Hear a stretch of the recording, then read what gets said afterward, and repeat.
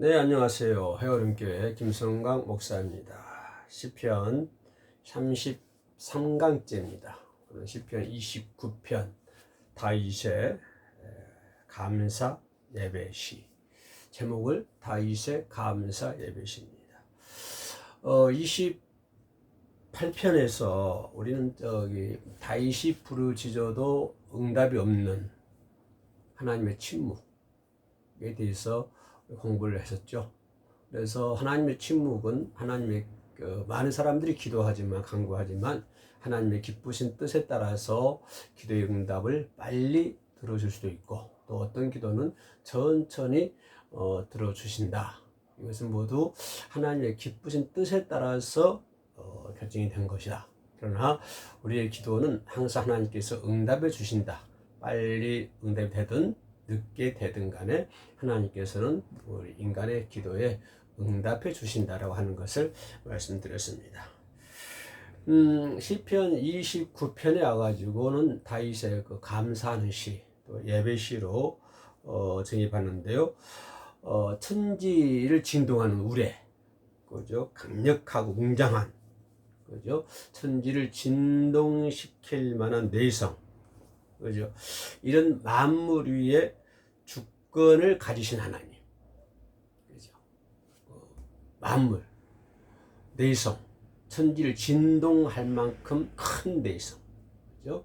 이런 것도 하나님께서 주권하고 계시고, 여호와의 영광을 실증하는 이미지, 그런 우주 만물, 그런 내성과 같은 그런 번개와 같은 이런 모든 만물도 하나님이 주권적 관리하고 계신다. 이런 것들을 실증하는 이미지로 선포하면서, 그러면서 여호와를 찬양하라, 여호와를 경배하라. 이런 시가 29편의 시가 되겠습니다. 그래서 감사시고요. 예배시인데, 첫째는 만물 주관하신 하나님께 감사하고, 그죠? 또 인간의 역사를 주관하신 하나님께 감사하고, 그런 하나님께 경배하고 예배를 드리라, 예배를 드리자, 이런 내용이 말씀되었습니다. 그러니까 선포를 통하여 높으신 하나님의 영광을 찬양하는, 전반부에서 처음에는 그 내성, 천지를 진동할 만한 내성이 주관하신 하나님, 그런 하나님께 영광을 찬양하는 그런 시가 시편 29편이 되겠습니다. 그러니까 그 하나님의 그 내세라든가 이런 것들은 하나님께 영광을 드리고, 그렇죠? 또 영광 드릴 뿐만 아니라 이러한 여호와는 우리의 왕이요 동시에 우리의 구원자이시기 때문에 그런 하나님께 예배를 드려야 되고 경배를 드려야 되고 찬양을 드려야 된다 라고 하는 것이 시편 29편의 요지가 되겠습니다. 처음에 1절과 2절은 백성들을 향해서 다시 뭐라고 하냐, 여호와를 찬양하라, 이걸 강력하게 촉구하고 있죠. 여호와를 찬양하라, 1절과 2절. 그리고 3절에서 9절까지는 여호와의 영광과 주권을 알리는, 모든 천하에 울리고 휩쓰는 크고 놀라운 그 어떤 내성을 형상화하면서, 그죠? 이를 나열식으로 하나하나 이렇게 배열하는 것을 볼 수가 있습니다. 그러면서 10절과 11절은 마지막 절이죠. 이런 영원한 우주의 통치자가 누구시다? 하나님이시다고 하는 것을 말씀하고 있고요. 그래서 여호와께서 자기 백성에게 복 주시는 분이시다. 하나님께서 자기들의 백성들에게 복을 주시는 하나님, 복을 주시는 여호와, 이것을 최종적으로 선포하면서 그 노래를 끝맺음하는 것을 볼 수가 있습니다. 이런 것들이 이제 시편 29편 이주가 되겠는데요. 첫 번째 보면은 너희 권능 있는 자들아 영광과 능력을 여호와께 돌릴지어다. 너희 권능 있는 자들은 누굴 얘기할까요? 또 그런 권능 있는 자들아 여호와께 뭐래요? 영광과 능력을 여호와께 돌리라. 이렇게 말씀하고 있습니다. 여기서 너희 권능 있는 자들아, 그 원어는 베네 엘림이라고 하는데요. 베네 엘림이라는 문자적 해석을 하면 너희 신들의 아들들아, 너희 신들의 아들들이라고 하는 표현을 가지고 있습니다. 너희 신들, 그러니까 이 말을 원어상으로 생각해보면 너희 신들의 아들들아 여호와의 능력과 여호와의 영광과 능력을 여호와께 돌려라. 영광과 능력을 여호와께 돌려라. 신들의 아들들아, 그죠? 영광과 능력을 여호와께 돌려라. 여호와께 찬양하라, 경배하라, 그런 말씀 되겠죠. 여기서 이 신들의 아들들, 본문에서는 너희 권능 있는 자들아, 그런 표현을 하고 있는데요. 이걸 원어로 말하면 신들의 아들들이라고 그랬죠. 그러면 이 신들의 아들들이 누구인가? 이걸 지칭하는 자에 대해서는 학자들 간에 여러 가지 그 해석이 있습니다. 다 다르는데요. 일단 네 번째를 선호를 하는데요. 첫 번째는 뭐냐면, 이 신들의 아들들은 거룩한 천사로 표현하기도 합니다. 어떤 해석자는요, 성경 해석자는 거룩한 천사들이다. 왜냐하면 천사들의 임무가 하나님을 찬양하는 거잖아요. 하나님 경배하는 거잖아요. 그 천사들의 임무거든요. 그러니까 신들의 아들들이 영광과 능력을 여호와께 돌릴지어다. 이것은 여기서 권능 있는 자들이라는 것은 천사를 얘기한다 라고 하는 사람이 있고요. 또 두 번째는 어떤 사람은 세상에 더 권주, 뭐라고요? 능력이 있는, 권세를 강한 사람들, 그죠? 강한 사람들, 군주, 이런 것을 의미하겠죠. 이런 교만한 군주를 겸손하게 만들기 위해서, 교만을 꺾어버리기 위해서, 그죠? 의도적으로 다윗이 번수를 지었다라고 하는, 그렇게 주장한 사람이 있고요. 군주다. 군주의 그 교만함을 겸손하게 만들기 위해서 다윗이 이렇게 만들었다라고 하는 것이 있고요. 또 어떤 사람이 얘기하는데, 이건 권능 있는 자들이라는 것은 이교도신, 그죠? 이교도신으로 표현하기도 합니다. 이방신, 이교도신을 표현하고요. 마지막 네 번째는 어떠냐면은 하나님의 택한 백성, 이스라엘을 의미하는, 하나님이 택한 백성, 다시 말해 이스라엘 의미하는데, 이 네 가지 견해 중에서 그 첫째는 뭘까요? 첫째는 거룩한 천사를 표현했고요. 두 번째는 세상의 권력을 지닌 군주를 의미했고요. 세 번째는 이교도들을 의미했고, 네 번째는 이스라엘 백성, 하나님 믿는 백성들 얘기하고 있습니다. 그래서 너희 권능 있는 자들아, 이 말은 하나님을 믿는 백성들이다, 이스라엘 민족이다 라고 표현을 해도 무방을 하겠습니다. 많은 학자들이 그 견해를 달리하고 있습니다만, 그러나 네 번째가 주장하는 해석이 많은 부분을 차지하고 있다. 거의 많은 부분을 네 번째에다가 정점을 찍고 있다라고 하는 것을 볼 수가 있습니다. 왜냐하면 시편 29편 그 끝부분에 가서, 그죠? 끝부분 마지막 절에 가서 하나님께서 자기 백성들에게 복을 주시는 그런 과정이 나오거든요. 맨 끝절에. 그죠? 그래서 여기서 이 끝절에 맞추다 보면은, 여기서 너희 권능 있는 자들아, 이 말은 하나님 백성들이다 라고 표현해 볼 수가 있겠습니다. 또 두 번째는 뭐냐면, 여호와의 이름에 합당한 영광을 돌리며 거룩한 옷을 입고 여호와께 경배하라. 세 가지 나누어 주는데요. 여호와의 이름에 합당한 영광을 돌리며, 그죠? 또 뭐라고요? 거룩한 옷을 입고 또 여호와께 경배할지어다라고 표현하는 것을 볼 수가 있습니다. 여기서 이름에 합당한 영광을 돌리며, 그죠? 여호와의 이름에 합당한 영광을 돌려라. 그죠? 이렇게 이것을 원어를 보면 문자적으로 그의 이름의 영광, 하나님의 이름의 영광이라고 하는 뜻을 가지고 있습니다. 하나님이라고 하는 그 영광에, 그 이름에 합당한, 하나님의 이름, 여호와의 이름에 합당한 영광을 돌리며, 이런 문제가 되고요. 이 구문을 직역을 하면 무슨 말이냐면, 그의 이름의 영광을 여호와께 돌리라. 그의 이름의 영광을, 그죠? 그의 이름이 여호와라고 하는 이름의 영광, 이 영광을 여호와께 돌려라. 그 말씀이 뭐냐면, 그 무한한 하나님의 내성, 천지를 진동할 만한 내성을 주권적으로 다스리는 분이 여호와 하나님이시라는 거예요. 그 하나님을, 그 이름에 합당한 영광을 그 하나님께 돌리라고 하는 것입니다. 그런 능력이 하나님, 그죠? 온 우주 공간을 창조하고 그것을 다스리시고 뭐 인간의 역사 말할 것도 없고 이런 모든 것을 총체적으로 다스리시는 하나님의 능력, 그죠? 그 여호와의 능력을 그 여호와께 영광을 돌려라, 그런 의미가 되겠습니다.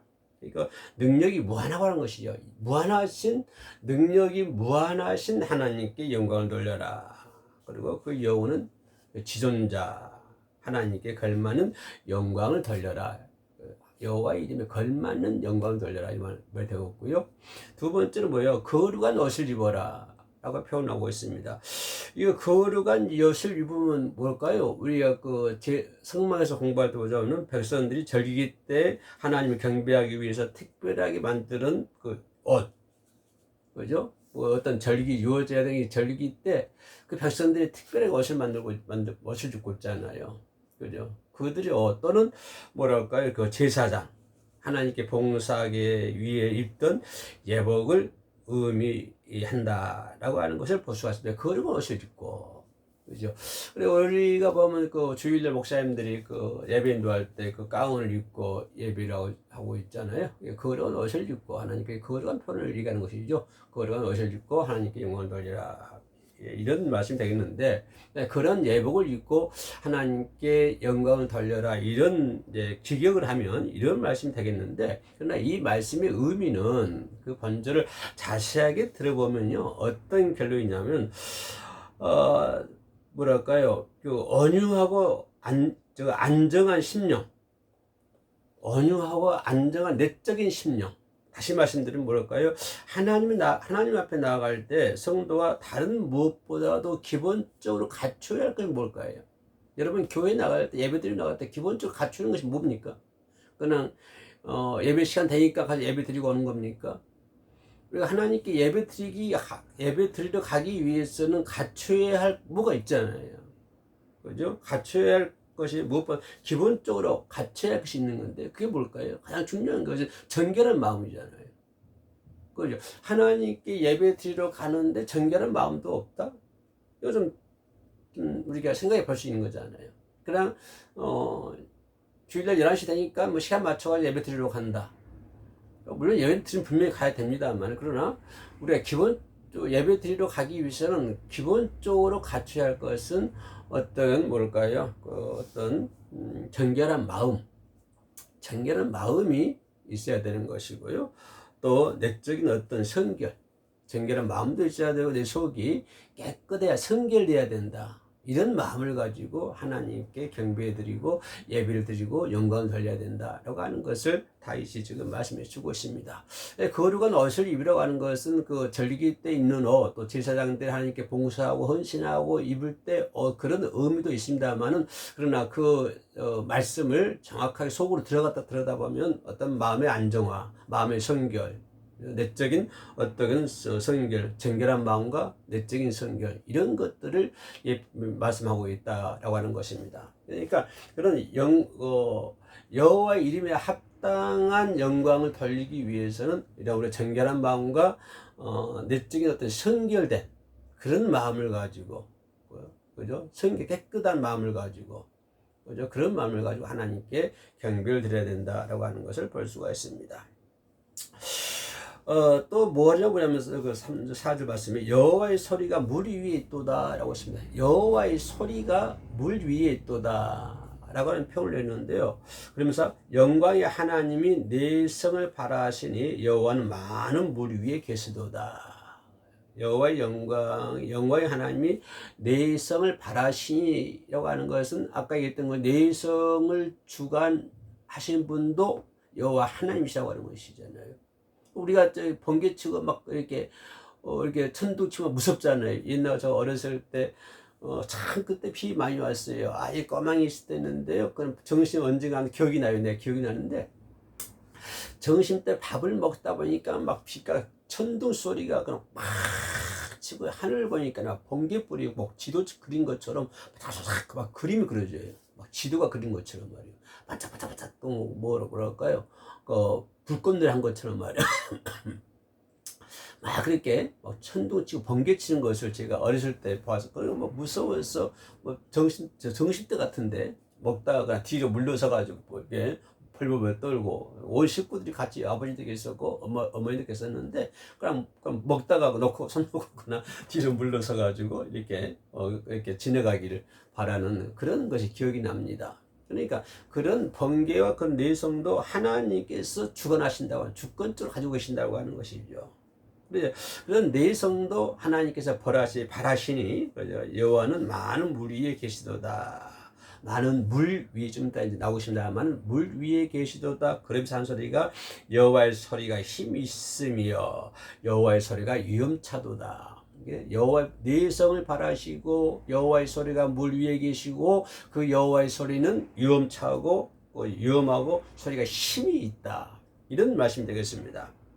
그러니까 하늘의 높은 곳에 막 번개가 팍 치고, 그죠? 막 천둥이 치고, 이런 청각적인 의미를 얘기하고 있잖아요. 지금 이미지를 말씀하고 있는 거예요. 우리 눈에 보이고 또 눈에 귀로 들을 수 있는 청각적인 것의 이미지를 지금 이런 이미지를 통해서 자연을 섭리하신 하나님, 이걸 지금 말씀하고 있는 거예요. 이런 모든 청각적인 것을 동원해 가지고 이것을 다스리신 하나님, 이것을 섭리하신 하나님을 내세우는 것이죠. 그죠? 인생을 섭리하신 하나님의 권능, 그죠? 이 만물 가운데 깃든 하나님의 위대하심, 그죠? 그런 만물도 바라시고 인생의 역사도 주관하시는 위대하신 하나님, 이걸 지금 다윗이 얘기하고 있는 거예요. 그 위대하심을, 그것을 현상화하여 가지고 어떻게 시적으로 표현하는 것이 시편 29편이에요. 그죠? 그런 것들을 청각적인 의미를 쫙 동원시켜 가지고 이미지화 시키고 현상화 시켜 가지고요, 그죠? 그것을 이제 시적으로, 다각적인 시적으로 표현하는 것이 시편 29편이다라고 하는 것을 먼저 말씀드릴 수가 있겠습니다. 아까도 얘기했습니다만은 대부분의 사람들은 내성 이러면 공포, 두려움 이런 것 있잖아요. 그러나 시인은 그것을 하나님의 큰 어떤 권능을 거는 거예요. 우리가 볼 때는 두려움이 무섭고 두렵고 그러잖아요. 근데 이게 다윗이 보는 그 내성을 바라보는 것은 거기 속에 하나님의 권능을 깨닫는 거예요. 그것을 주관하신 분은 하나님, 하나님의 큰 권능, 이것을 현실로 바라볼 수 있는 거예요. 현실로. 그러니까 우리가 어떤 번개를 치고 천둥 쾅 치면은 그것을 아이고 두려워 무서워 이럴 것이 아니라 저것을 바라신 분이 하나님이시구나, 저거를 이끄신 분이 하나님이시라고 하는 것을 깨달을 수 있는 저와 여러분들이 반드시 되어야 될 줄로 믿습니다. 다윗은 이런 현실을 바라볼 수 있는 거예요. 다윗이 바라봤던 그 세계, 그죠?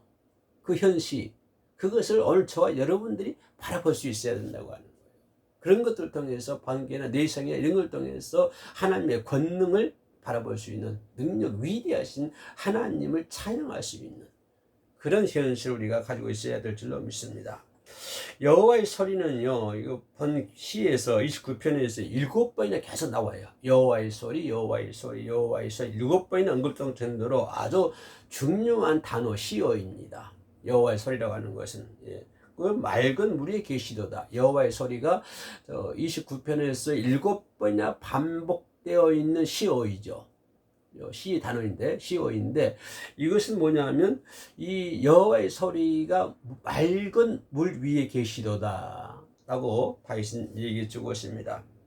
그러니까 막 폭풍과 치고 천둥이 치고 번개가 치고 이런 비가 쏟아지는 상황 속에서 내성이 울리는 그 장면을 하나님의 장엄하고 광대한 권능을 바라고 있는 거예요. 그런 물소라기가 막 쏟아지고 번개가 막 치고 천둥이거나 진동, 천지를 흔들 만한 진동 느낄 정도 천둥이 막 꽝꽝 칠 때, 이런 장면을, 내성이 울리는 이런 장면을 하나님의 장엄함, 하나님의 광대하심, 하나님의 권능, 이런 것을 바라볼 수 있어요. 다윗이 이걸 바라보는 거예요. 그런 자연을 바라보면 하나님의 광대하심, 하나님의 위대하심, 하나님의 그 장엄하심, 그죠? 그 하나님의 어떤 그런 권능, 하나님의 능력은 끝이 없다고 하는 거예요. 그죠? 하나님의 그 권능이라는 건 계속적이거든요. 옛날 모세 시대 때, 이 다윗 시대 때만 있는 것이 아니고 지금도 내성이 물리고 번개가 치고 그러잖아요. 우리 자다가도 놀래고 그러잖아요. 그래 그런 것들이 하나님의 장엄함, 그 권능, 그런 하나님의 능력, 위대하심 이런 것들을 그 비유적으로 표현하고 있다라고 하는 것을 볼 수가 있습니다. 또 우리가 볼 수 있는 것은 여호와의 소리가 백향목을 꺾었다. 그죠? 여호와의 소리가 백향목을 꺾었다고 했어요. 꺾으심이요. 자, 일본을 보고요. 여호와께서 레바논 백향목을 꺾어 부시는지도다. 백향목이 두 번 나오죠. 반복돼서 나온다고 하는 건 매우 중요하다고 내가 자주 말씀드렸죠. 그러면 여호와의 소리가 백향목을 꺾으심이요. 백향목을 꺾었죠. 또 두 번째 뭐예요?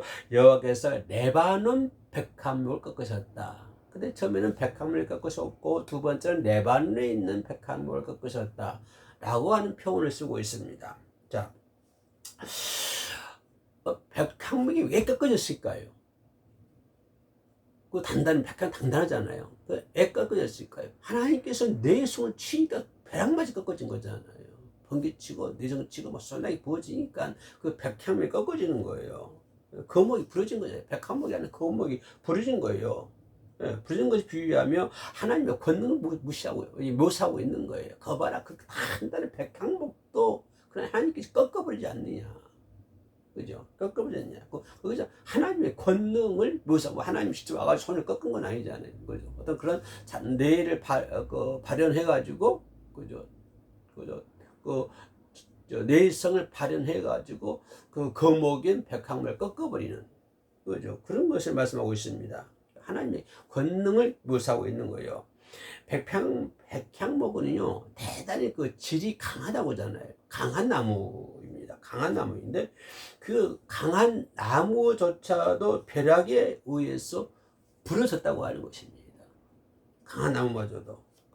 그토록 강한 하나님의 권능을 잘 표현하고 있어요. 그죠? 하나님 작은 나무 뿌렸던 것이 아니라 그 강한 재질, 강한 백향목 나무도 그냥 꺾어버렸다. 그러나 하나님께 능력이 많으신 분이다. 권능이 하나님이시다라고 하는 것을 지금 다윗은 말씀해 주겠습니다. 자, 우리가 이쯤에서 생각해 볼 수 있는 것은 뭘까요? 백향목을 생각해 볼 수 있잖아요. 백향목. 자, 백향목은 성경에서 여러 가지 표현하고 있거든요. 그죠? 성경에서 여러 가지 표현하고, 첫 번째는 뭐냐면 민수기에 보면은 이스라엘 번영을 얘기할 때도 백향목이라 썼었고요. 하나님 믿는 사람들이 번창해야 된다. 이 백향목을 의미하고 있거든요. 썼고요. 또 두 번째는 시편 92편에 보면은 의인의 번영. 그죠? 이스라엘의 번영이요, 의인들이 번영하는 것을 비유 말씀하실 때 백향목을 사용하셨거든요. 또 아모스의 본문에 아모스 2장 9절 말씀 보면 아주 그 강대한 나라, 강한 나라, 이것을 표현할 때도 백향목을 사용을 했었고요. 또 에스겔서 17장 2절을 보면 그리스도의 영광, 예수 그리스도의 영광을 표현할 때에도 이 백향목을 표현했습니다. 그런데요, 이사야 2장 13절 말씀 보면은 교만한 자, 이 교만한 자를 표현할 때도 이사야 선지자는 뭐라 했냐면 이 백향목을 사용을 했어요. 백향목 단어를. 그죠? 그래서 여기서 백향목이 꺾어졌다고 하는 것이 이스라엘 민족 꺾인 것이 아니고 의인도 꺾어진 것이 아니고요. 또 뭡니까? 강대한 나라 꺾은 것이 아니고 누굴 꺾이는 거예요? 교만한 자를 꺾었다라고 하는 것입니다. 교만한 자를. 그죠? 하나님께서 내성을 발하여가지고 백향목을 꺾었다고 하는 것은 하나님 누굴 꺾어버렸다? 교만한 자를 꺾어버렸다. 그러니까 이런 하나님의 능력은 인간 세계까지 침투를 해가지고 교만한 자를 꺾어버리는 그 하나님의 위대성, 하나님의 권능을, 이걸 지금 말씀했고, 그런 권능의 하나님을 찬양하라, 경배하라 라고 하는 것을 볼 수가 있습니다. 그래서 그 하나님은 자연계뿐만 아니라 뭘까요? 인간 역사에도 개입하셔가지고, 인간의 역사라는 것은 뭐 저 사람만 한 것이 아니라 나도 거기 포함되어 있죠. 나도 그 인간의 역사라는 것이 범죄에 포함되어 있고, 당신도 그 인간의 역사라고 하는 그 범죄에 다 포함되어 있습니다. 그 하나님은 그렇게 모든 사람의 삶에 개입하셔가지고요. 그래서 개입하셔가지고 교만한 자나 세상의 권세를 자랑하는 자, 이런 자들 모두 꺾어버린다고 하는 것입니다. 성경에 다 꺾고 있잖아요. 교만한 자, 저기 권세를 자랑하는 자, 이런 자는 전부 다 하나님께 뭘 꺾어버리잖아요. 뭘 꺾은 것처럼, 백향목을 꺾어버린 것처럼, 백향목을 부숴버리는 것처럼 다 그렇게 꺾는 것을 볼 수가 있습니다. 그럼 여기서 교만한 자는 궁극적으로 누굴 얘기할까요? 교만한 자.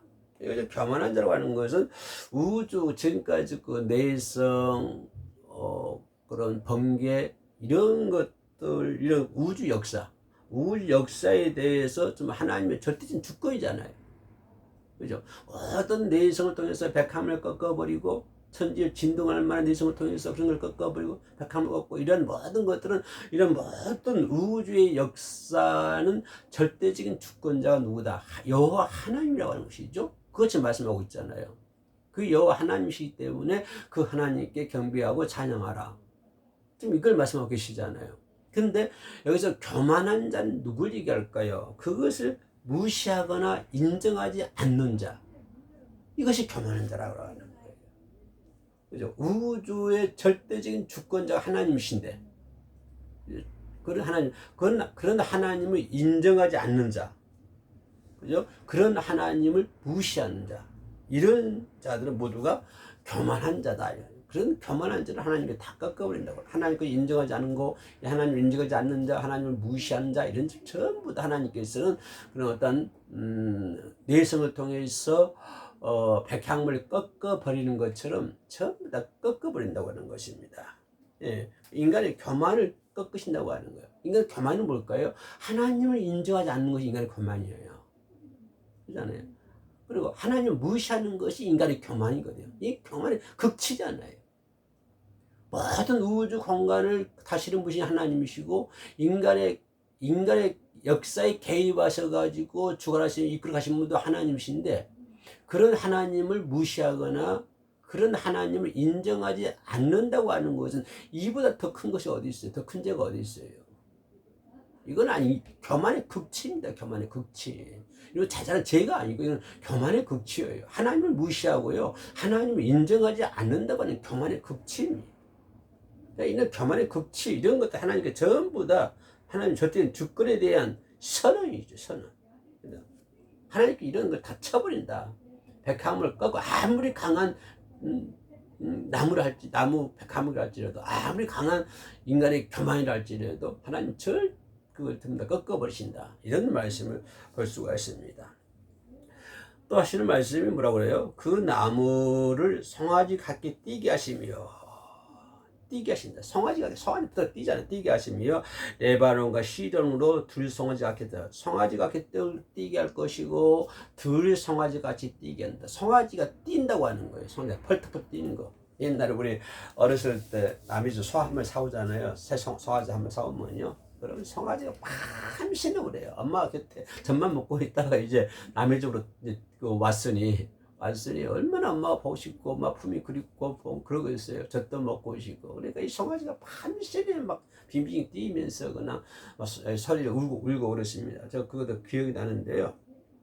생겨 보니까 송아지가 뛰게 하고 들송아지가 뛰게 하시도다.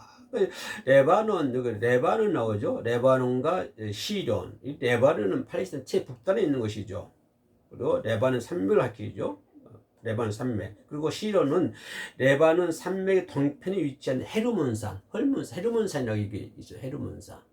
예, 시돈은 헤르몬산을 얘기하는 것이고요. 레바논은 그 갈릴리 북쪽에 위치한 산맥. 그 레바논을 얘기하고 있습니다. 예. 그래서 고대 사람들은 헤르몬산을 갖다가 시론이다. 신명기 3장 9절을 보면은 시론이라고 불렸어요. 헤르몬산을 시론이라고 불린 적이 있어요. 신명기 3장 9절에서. 그래서 이 시론은, 본문에 나오는 이 시론은 바로 호르몬산, 그죠? 호르몬산을 얘기하고 있다. 이게 우리 생각에 헤르몬산을 얘기하고 싶다는 볼 수 있는데, 이 산맥입니다. 그 산맥. 헤르몬산은 그 산맥에서 우리나라 보면 뭐 이렇게 산맥 있잖아요. 산맥에서 태백산맥 무슨 산맥 있잖아요. 그 산맥 중에서도 최고의 높은 산이 헤르몬산이다 라고 성경은 얘기하고 있어요. 최고봉이죠. 그래서 하나님의 자연적 섭리 가운데 그 폭풍에 의해서 산의 나무들이 미처 송아지가 뛰는 것처럼 뛴다고 하는 것입니다. 하나님의 능력이 되는 거예요. 송아지가 다 뛰는 것처럼요. 하나님의 권능에 의해서, 하나님의 내성에 의해서, 하나님의 어떤 폭풍에 의해서 나무들이 마치 송아지가 뛰듯이 흔들고 있다고 하는, 천지가 진동하고 있다고 하는 것입니다. 천지가 진동. 송아지가 뛰는 것처럼 나무들이 뛰고 있다고 하는 그 헤르몬산, 레바논 산맥이 위치한 최고 높은 그 헤르몬산, 그 최고봉까지도 모든 산들이 막 송아지가 뛰는 것처럼 나무들이 부터 뛰고 있다고 하는. 그렇게 하나님께서는 위대하시단 분이요, 위대하신 분이라고 하는 것을 말씀하고 있습니다. 생각을 해보세요. 여러분, 우리나라 같은 제일 높은 산은 백두산이고 그러잖아요. 뭐 지리산 그러잖아요. 그런 백두산에 있는 나무들이 막 뛰는 거예요. 어떻게 뛰어요? 송아지처럼 또는 뭐처럼, 들송아지처럼 뛴다고 하는 것입니다. 왜 뛸까요? 하나님의 내성에 의해서 팍 뛰는 거예요.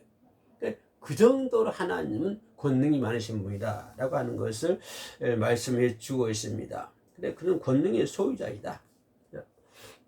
모든 만물의 권능의 소유자가 하나님이시다 라고 하는 것을 지금 말씀해 주고 있습니다. 그리고 사실 말씀이 여호와의 소리가 하염을 기르시도다. 여호와의 소리가 하염을 기르시도다. 뭘까요? 하염을 기다 보면 번개를 얘기하잖아요. 천둥과 함께 갈라지게 하는 번개가 번쩍이는 것 같은 청각적, 시각적 이런 현상을 이미지화 시키고 있는 거예요. 내성에 있는 것뿐만 아니라 여호와 하염을 가르치도다. 여호와의 소리가 하나님의 능력, 하나님의 권능이 그냥 번개처럼 말이죠. 그죠? 막 이렇게 번개가 번지는 것 같이 청각적으로, 시각적으로 어떤 이미지로 현상화해서 표현하고 있는 것을 볼 수가 있습니다. 이걸 단순히 어떤 자연적 현상이라고 보기보다는 그렇게 무시한 것이 아니라 그 이면에 숨겨져 있는 하나님의 그 권능, 곧 자연을 주관하신 하나님. 이것이 단지 번개가 내성에 의해서 나무가 뛰는 것들이 또 번개가 치는 것들이 그 번개라고 하는 그 자체를 얘기하는 것이 아니라 그거를 주관하시는 하나님의 권능, 하나님의 능력. 지금 이걸 말씀하고 있어요. 그죠? 하나님 여호와의 소리가 막 그 하염을 가르치는데 막 그렇게 번개치는 것처럼 가르치고 계시는데 막 가르치고 있는데 이 사건 여기에 집중된 것이 아니고 이 사건을 주관하시는 분, 이것을 바라신 분, 이 번개를 바라시는 분, 그분이 누구다? 그분이 하나님이시다고 하는 것을 지금 말씀하고 있는 거예요. 그리고 하나님의 권능, 하나님의 위대성을 지금 말씀해 주고 있습니다. 그 여호와의 소리가 광야를 진동하시며, 여호와께서 가데스 광야를 진동하시도다. 가데스 광야는 아까 가데스 바네와 동일한 지역이죠. 팔레스타인의 최남단에 위치하고 있는 아모리 족속의 접경 지역인데요. 아모리 족속 에돔과 아모리 족속의 접경 지역이 가데스 광야예요. 그러니까 가데스에서 레바논까지 전 지역을 얘기하고 있으면 전 지역을 말하거든요. 가데스에서 레바논까지 그 광야를 진동시키도다. 가데스에서 레바논까지 광야를 진동시켰다. 그 말은 무슨 말이냐면 팔레스타인 전체를 진동시켰다고 하는 거예요. 팔레스타인 전체를 진동시켰다. 그러면 팔레스타인만 거기에 국한이 될까요? 아니죠. 이 말씀 속에 뭘까요? 전 세계, 온 세상을 그렇게 진동시켰다고 하는 것입니다. 온 세상을. 작게 보면 팔레스타인을 얘기하고 있겠지만, 작게 보면 뭡니까? 가데스와 뭡니까? 그 레바논. 여기를 얘기하고 있고, 조금 더 확장해 보면 팔레스타인을 얘기할 수 있고, 조금 더 크게 보면은 온 세상을 얘기하고 있는 거예요. 온 세상을. 그러니까 온 세상. 그죠? 전 세계에 대한 하나님의 주권을 선포하고 있는 거예요. 팔레스타인뿐만 아니라 가데스에서 레바논 그 지역뿐만 아니라 팔레스타인뿐만 아니라 온 전 세계 전역을 하나님의 주권을 선포하고 계신다 라고 있다고 하는 그 우리나라도 그죠. 우리가 살고 있는 이 지구도 모든 세상이 하나님의 절대적인 주권 안에 들어있다라고 하는 것을 그 하나님의 주권을 좀 선포하는 거예요. 그죠? 여호와의 소리가 광야를 진동하시며 여호와께서 기데스 광야를 진동하시도다.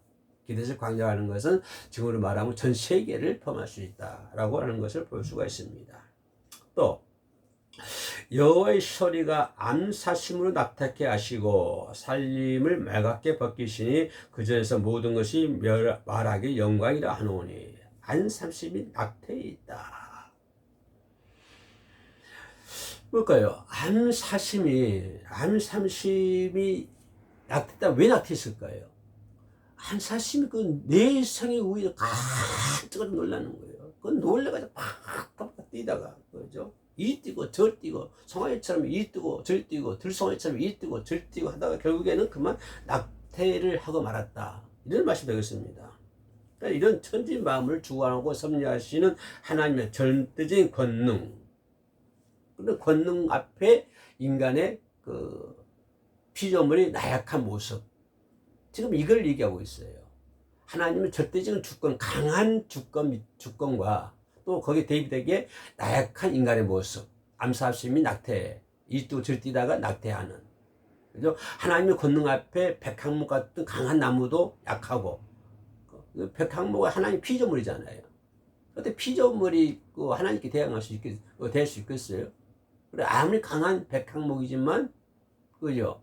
꺾여지는 것이고, 또, 암사심이 이뛰고 저뛰고 낙태 있고, 강한 하나님에 비해서 인간의 연약함, 지금 이거를 지금 이거 보고 있는 것을 볼 수가 있습니다. 피조물 나약함, 이거는 현상을 이런 현상화시킨 강한 하나님, 약한 피조물, 약한 인간, 이것들을 현상화시키는 표현이다라고 생각해 볼 수가 있습니다. 암사심은 보다 직접적으로 인간을 비유한 것이죠. 보잘것없는 티끌 같은 존재에 불과한 절대 주권자이신 하나님 앞에서 두렵고 떨림으로 경배하지 않으면 안 됨을. 그 하나님의 권능 앞에, 그런 능력 많으신 하나님 앞에 인간은 경배하지 않으면 안 되는 거예요. 경배할 수밖에 없는 거예요. 그 위대하신 하나님 권능 앞에, 능력 앞에 연약한 인간, 백향문도 꺾여지고 안사심도 낙태를 당하고 이런 약한 피조물들이 어떻게 하고 살 수 있는 게 뭐가 있어요? 그럼 그런 강한 하나님 앞에, 그죠? 하나님 앞에 뭐예요? 우리가 경배를 해야 된다고 하는 것입니다. 예, 살림을 말갛게 벗겼다. 내성을 덕만 폭풍으로 산의 나무들이 온통 다 떨어지는 거예요. 말갛게 다 벗겨버렸다고. 전부 싹 쓸어버리는 거예요. 싹 쓸어버리는 거예요. 생각을 해보세요. 하나님의 내성에 의해서 백두산, 지산, 나무들이 전부 다 넘어져 버렸어요. 예, 전부 다 넘어져. 그러면 어떻게 하고 인간은 그 권능 앞에, 그 하나님 앞에 경배할 수밖에 없잖아요. 영광을 돌릴 수밖에 없잖아요. 예. 그러니까 말갛게 벗겼다고 하는 것은 그 나무들 뿌리채 전부 다 뽑혔다고 하는 것입니다. 가지가 꺾이고 나무가 넘어지고 나무 넘어지면 그냥 넘어지고 뿌리채 다 넘어지고, 뭐에 의해서? 하나님의 내성에 의해서, 하나님의 절대적인 주권에 의해서. 예? 이런 뿌리채 뽑혔다, 그런 말 되겠습니다. 삶의 터, 산림은 뭘까요? 산림은 그 삶의 터전이잖아요. 인간은 그 산림 속에 산림을 말갛겠다고 하는 거, 이 산림은 인간의 터전을 얘기하고 있습니다. 좀 우리가 지금 목적을 세우고 어떤 물질이라든가 삶의 터전, 이런 것에서 삶이 비교하고 있어요. 그래, 이런 인간들이 바라고 인간들이 목적을 두고 인간이 그것을 위해서 싸우고 욕을 하고 욕심부리고 하지만 그런 건 전부 다 그죠? 뿌리째 뽑아버린다고 하는 것입니다. 다 뿌리째. 예. 인간의 삶의 터전을 비유한 거예요. 이거 산림이라는 산이 있던 나무들이 인간의 나무에 살잖아요. 인간의 그 나무들이 뿌리째 다 뽑혔다고 하는 것은 인간의 삶의 터전이 그렇게 되어버렸다고 하는 것입니다. 이 비유적인 말씀이잖아요. 그러니까 인간이 하나님을 경외하지 않고 인간이 교만이 뭐라고 했어요? 하나님을 인정하지 않고 하나님 무시하는 것이 교만이라고 했잖아요. 그러면 하나님을 경외하지 않고 경배하지 않고 교만하고 하나님 무시하면은 언제라도 하나님은 하나님의 징벌에 의해서 삶님이 맑게 될 수밖에 없다고 하는 것입니다. 예. 또 전쟁을 통해서 그럴 수도 있고요. 지금 지구 한쪽에서 전쟁을 하고 있는데요. 저 얼마나 무섭습니까? 그죠? 그래서 그 아름다운 강산이 전부 다 맑게 변해버리잖아요. 전부 다 그래. 삶의 터전이 없어지는 거예요. 삶의 터전이. 그때는 하나님은 뭘 통해서 어떤 내성을 통해서 그렇게 할 수 있지만 또 지금 어떤 전쟁이라든가 또 다른 것들을 통해서 그렇게 할 수 있다고 하는 것을 우리가 바로 인지해야 될 줄로 믿습니다. 그러니까 모든 것을 하는 주권을 우리가 인정해야 된다고 하는 그런 하나님이시라고 하는 것입니다. 그러면서 실제 뭐라고 그래요? 여호와께 홍수 때 자정하셨으며 여호와께서 영원토록 왕으로 자정하시도다. 예. 절대 순복하며 경배하지 않을 수 없는 이유잖아요. 그런 하나님께 경배해야 되잖아요. 경배하지 않을 수가 없잖아요. 우리가 그런 하나님께 예배드리죠. 우리 왜 주일날 예배드리러 갑니까? 그런 하나님께 경배하기 위해서, 예배드리기 위해서 우리 교회 나가는 거예요. 홍수 때 자정하셨습니다. 이건 홍수 때 자정, 홍수 때 일반 홍수가 아니에요. 과거 노아시나 대홍수 가르치는 거예요. 대홍수. 뭐 작은 홍수 이런 거 얘기한 것이 아니고요. 악에 대한 징벌, 그죠? 그래서 이런 것은 자정하셨다는 건 뭐냐고요? 하나님이 심판하신다고 하는 것입니다. 하나님 심판하신다고 해요. 하나님 심판자이심을 드리는 거예요. 여호와께서 영원토록 왕으로 자정하시도다. 노아 시대뿐만 아니라 영원토록 온 세상을 주관하신다 그 말이거든요. 자정하셨다. 영원토록 왕으로 자정하신다. 영원토록 왕으로 자정하신다. 노아 시대뿐만 아니라 아브라함 시대, 노아 시대뿐만 아니라 지금 영원토록 예수 오시는 그날까지 왕으로 자정하신다. 영원토록 온 세상을 주관하신다. 온 무주 만물을 주관하신다. 언제까지? 영원토록. 영원토록. 주장하신 최고 통치자이다. 그런 하나님인 것을 얘기하고 있습니다. 과거에도 천상 옥자에 앉아 계시면서 홍수로 불의한 세상을 심판하셨듯이 지금도 자신의 뜻대로 세상을 통치하고 있는 거예요. 옛날에 그 세상을 통치한 것처럼 지금도 하나님은 하나님 깊으신 뜻에 따라서 세상을 통치하고 심판하고 있다고 하는 것을 우리가 인정해야 됩니다. 하나님을 인정하고요. 하나님 경배해야 되는 것이죠. 마지막 11절에 뭐라고 그래요? 자, 여호와께서 자기 백성에 힘을 주시며, 자, 여기서 이제 아주 하나의 발전을 하잖아요. 이렇게 급하게 이렇게 변화가 되잖아요. 지금까지는 그런 하나님을 내세웠고요. 영원토록 자정하신 하나님, 우주 만물 주관하신 하나님, 인간의 삶도 주관하신 하나님, 인간의 삶을 맑게 만들 수도 있는 하나님, 그런 하나님을 경배하라, 그런 찬양하라, 이런 말씀도 있고, 그러나 지금 마지막 절 와가지고는 그런 하나님 백성들, 그런 하나님을 경배하고 하나님께 영광 돌려 여호와 이름답게 여호와 이름으로 여호와의 권능으로 여호와께 찬양 드리는 사람들, 자기 백성에 그런 사람을 자기 백성이라고 하잖아요. 자기 백성에게 힘을 주시며 여호와께서 자기 백성에게 평가해 보시려다. 자, 여호와께서 자기 백성에게 두 번 반복되고 있어요. 여호와께서 자기 백성에게 힘을 주시고 여호와께서 자기 백성에게 평가해 보 주신다. 두 번. 여호와께서 자기 백성에게 힘을 주시고 한 번째. 두 번째, 여호와께서 자기 백성에게 뭘 주시고 복을 주시고.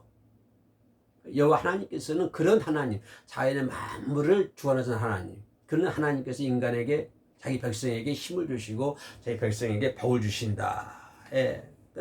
하나님 온 세계 위대한 능력을 떨쳐 보이시지만 당신이 택한 백성, 그죠? 하나님 택한 백성, 자기 신의 그 절대 주권을 인정하고 순복하는 자들을 사랑하고 노래하고 있는 거예요. 그렇게 위대하신 강한 능력의 권능의 하나님이시지만, 그렇지만 자기를 인정하고 하나님을 인정하고 하나님께 경배하는 백성들, 이런 백성들을 순복한 자들은 특별히 사랑하신다라고 노래하고 있는 것을 볼 수가 있습니다. 그래서 우리 이 땅에 살면서 환난을 당할지라도요, 굴하지 않고 인내할 수 있는 능력을 주신과 하나님의 진노의 심판을 피할 수 있는 믿음을 하나님께서는 주실 줄로 믿습니다. 그죠? 평강의 복, 평강의 복 주시리라라고 결말로 내고 있는데요. 그는 언급한 뭘까요? 앞에서 홍수 얘기했잖아요. 막 홍수, 그죠? 홍수비 소리 영원한 여호와의 소리가 있고 홍수를 얘기하고 있지만 형수 태조들 말로 뭐랄까요? 복을 얘기하고 있습니다. 그죠? 하나님께서 그 노아 시대의 사람들을 심판하시지만 그러나 노아에게는 복 주시잖아요. 그런 것처럼 하나님께서 세상을 심판하시지만 노아에게 평강의 복 주시는 것처럼 그를 인정하고 그를 따르고 그런 하나님께 경배하는 사람은 그렇게 평강의 복을 주실 줄로 믿습니다. 그래서 시편 29편은 우리로 하여금 많은 것을 깨닫게 하고 알게 하는 그런 시이다라고 하는 것을 말씀을 드리겠습니다. 다음에는 시편 30편을 가지고 찾아뵙도록 하겠습니다. 끝까지 시청하신 분 대단히 감사합니다. 고맙습니다.